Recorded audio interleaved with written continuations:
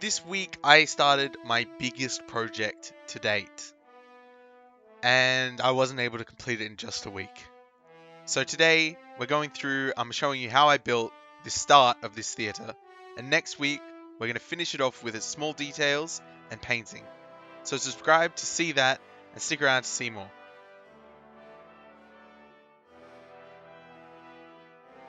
I started out by finding the center of this piece of MDF, and from that center we'll fan out and create a decagon shape. 2 decagons to be precise.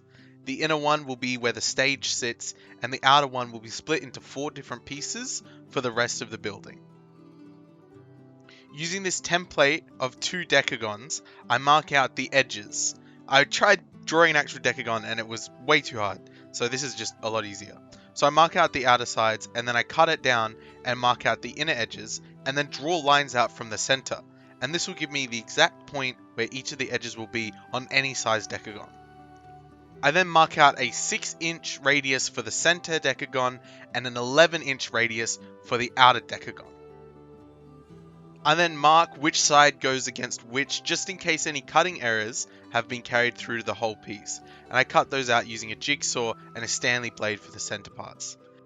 And then I cut out these 10-inch tall pieces of double corrugated cardboard, which will serve as the walls. I'm just fitting them here to make sure they're the right size.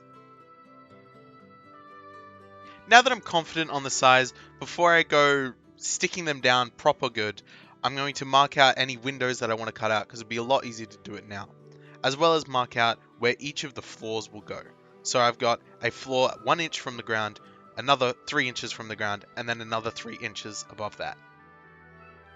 And then I mark out the center of the second floor, and I'll cut 2 1-inch windows on this wall.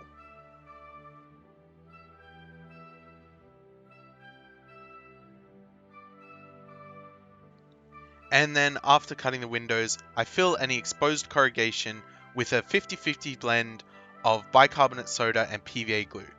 This acts as a hole filler that will strengthen the cardboard, which is really important in this big structure.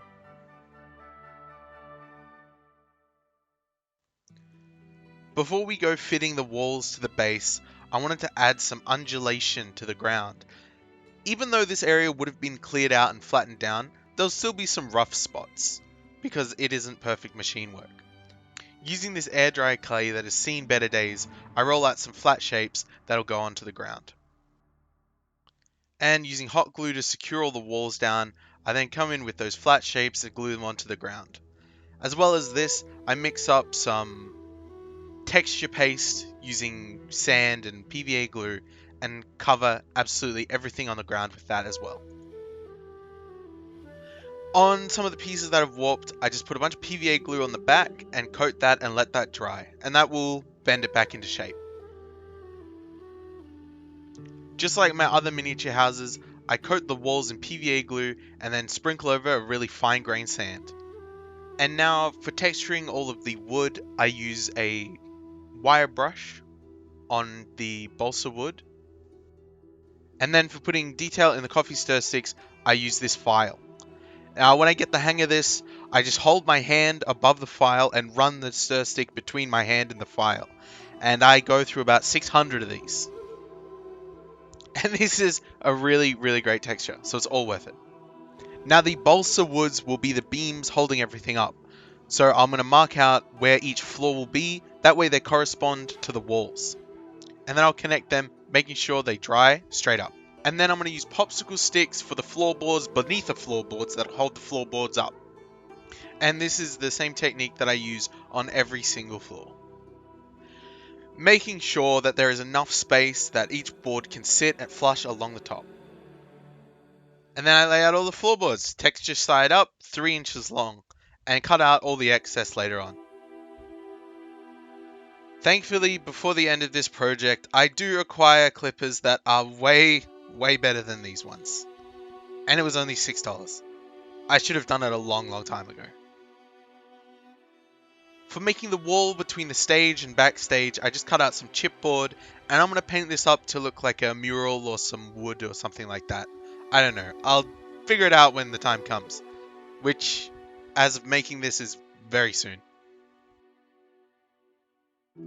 And because I want this to be modular, I don't really want to hide backstage beneath a floor. So I built a piece of chipboard that fits within this structure that can easily slide up and come out. And that will be what the next 2 floors are built on top of. And now it's at this point that I decide to pick up some more coffee stir sticks. No, more than that. Yeah. And then more. Another bag, please. Alright, how about one more? Just one more. Thank you. Alright, that should be enough. It turns out this isn't enough. But before I realize that it's not enough, I'm going to get back to work. I cover the outsides of the walls with these wooden sticks, and I'll do the insides later on. I can friction fit little window sills on the inside, window frames, and then use some super glue just to keep those in place. And before I do the wood on the inside, I'm going to do the floors. The second and third floor are done in the exact same way as the bottom floor, except I leave a hole at the back, that way I can put some modular stairs or ladders in there. To make that hole, I just connect everything to one really long coffee stir stick that is about 1 inch from the back wall. And on the top floors and all of the rest of the floors, I put the sticks much closer together because the floor looks a lot better like that, rather than having these big gaps. And now I can put in those wood on the interior sides. I don't get directly underneath, but that's fine enough. You won't really see it anyway. And then using matchsticks cut down to just below 1 inch, I create the little gates or the little fences at the front that will keep people from falling down. On this one, they're kind of all lopsided. I come through later on and clean that up. And now it's time for the stage. I use a big disc to paint out a semicircle. On the inside of the circle, I put the posts that will hold up the stage, and the outer circle will be the distance that the stage overhangs from the posts.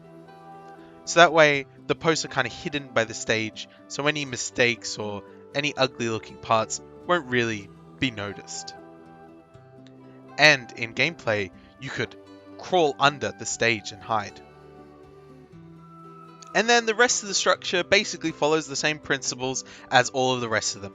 I use popsicle sticks for the floorboards underneath the floorboards, and then I use coffee stir sticks as the floorboards on top of the floorboards that are underneath the floorboards. They're the floorboards. To make the underneath a little bit more interesting, I put these cross posts along the front.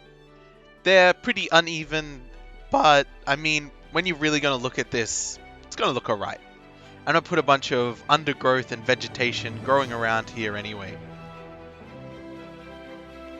And then I do the same along the back side, making sure that the lines are really straight so they butt up really nice to the other structure. And the good part about working with this hot glue is you can be kind of messy. You can see that I have a lot of strands of it just flying off everywhere. But I'm going to come through with a heat gun and melt those away. I decided to use really long single strips of wooden planks for the stage. That way the wood visually looks different from the rest of the building. For the gate out the front, I'm going to just use the same matchsticks again. And just like the stage, run out some posts and connect through some craft foam. Unfortunately, using this craft foam means that I can't say this was made without using any foam. But the texture of it looks really nice, and it looks like this sort of material is being connected to these posts.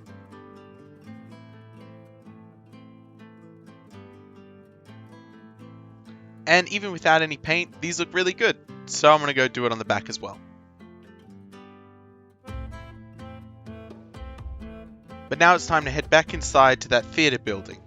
I cover the removable floor in these coffee stir sticks, and I kind of realized that I want it to continue out to match up with the rest of the floors.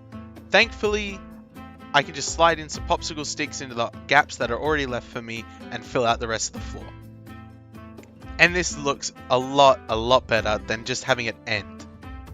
Like how I put the wooden details on the inner walls of the other buildings, on this I'm going to put the inner detail walls onto the floor, and these struts are going to keep the floor above this up. Hopefully. It shouldn't be too heavy, and it keeps up pretty well for now.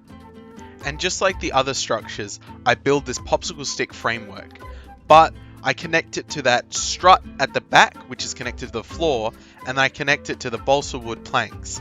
And these balsa wood logs will be cut off, so that way the whole structure can come off and come back down.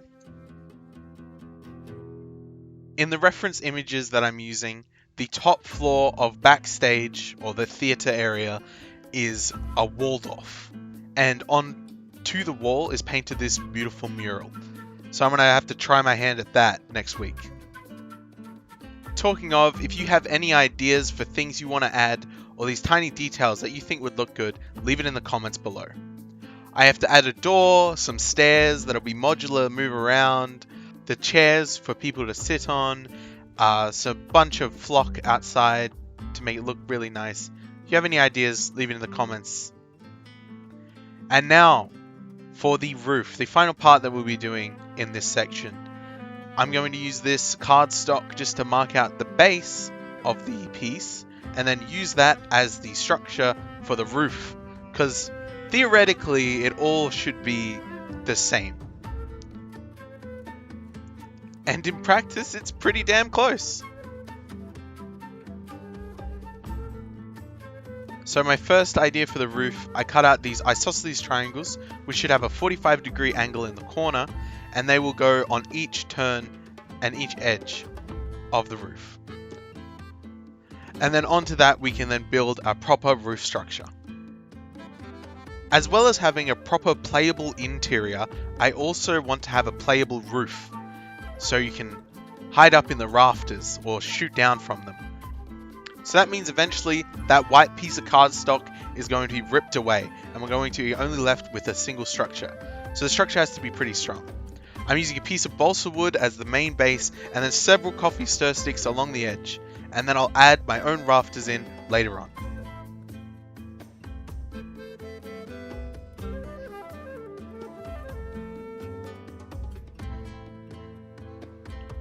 Onto these base pieces, I then stick on another piece of cardstock. This cardstock will stick around though, and that is what we're going to stick our shingles onto. For the stage piece, I do it a bit different because it's going to have this overhang, this front window piece, so I just add another piece coming along the top. Now, for making the shingles, as a tried and true method, I just cut a 1/2 inch and then measure 1/4 inch into that. And then every 1/2 inch I measure again. And on those 1/2 inch marks, I'll then cut out the shingle and then give it some more shape with the clippers. And that gives us a bunch of separate shingles that you can then bend around and look like real actual shingles. And it's much faster in some places than my previous method, but where it really shines is making it really look neat and tidy. And then just lay all those shingles down. It takes a while to make the shingles, but it's much faster to glue them all down. So I'm not quite sure if it would be faster to do this or single shingles. I like the result of this a lot better though. Always making sure that each shingle is overlapping the ones below it. And I went through probably 3 or 4 cereal boxes this whole thing. But I think our little bard approves. This is huge, and I can't wait to finish it off and get that video to you next week. The modularity is something that I was really hoping to get right, and it all fits together really nice. And you can see how I ripped off that piece on the bottom. And I'll fill those with rafters, and we'll get some nice details up in there next week. So, what do you think I should add? Leave your comments in the comment section below, and I'll try my best to get to every single one. And if you want to see part 2 as soon as it comes out, make sure you're subscribed.